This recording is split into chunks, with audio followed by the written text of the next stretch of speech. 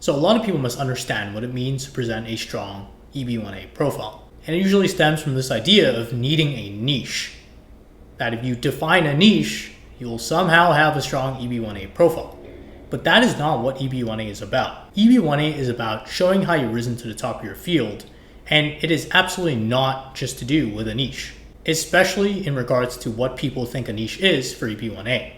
When people bring up a niche, what they really mean is there's this archetype that USCIS has when it comes to what an EB1A profile should look like, and this also applies to O1 as well. There is no archetype. There's no specific checklist that you have to meet in order to be able to present a strong profile. You don't need to show certain activities. You don't need to be a certain way, as in do these certain activities, to be able to show that you've risen to the top of your field. There are many variations of people with your kind of profile who can show that they've risen to the top of their field. You don't have to do certain things. And in this video, we'll be covering this whole misunderstanding of needing an archetype and what you actually really need to show in order to be able to show that you've risen to the top of your field.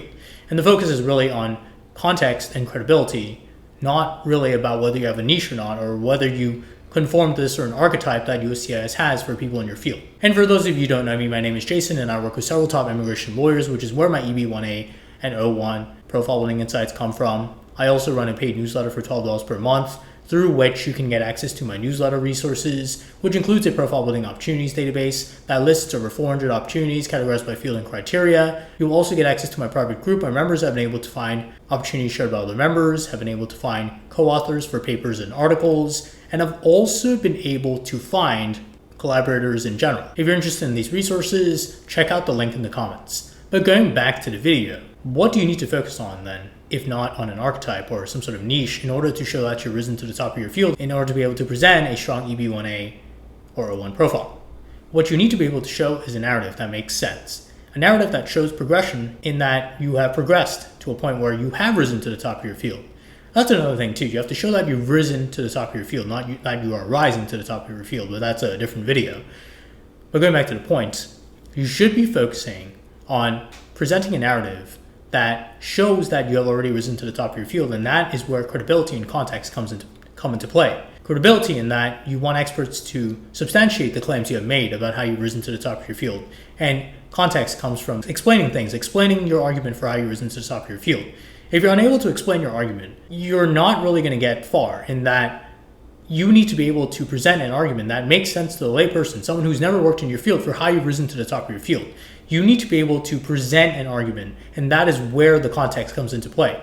How well someone who has never worked in your field can understand your argument is what is going to determine the strength of your argument. You could have the strongest argument possible, but still not have a strong profile because you were unable to explain how it is that you've risen to the top of your field.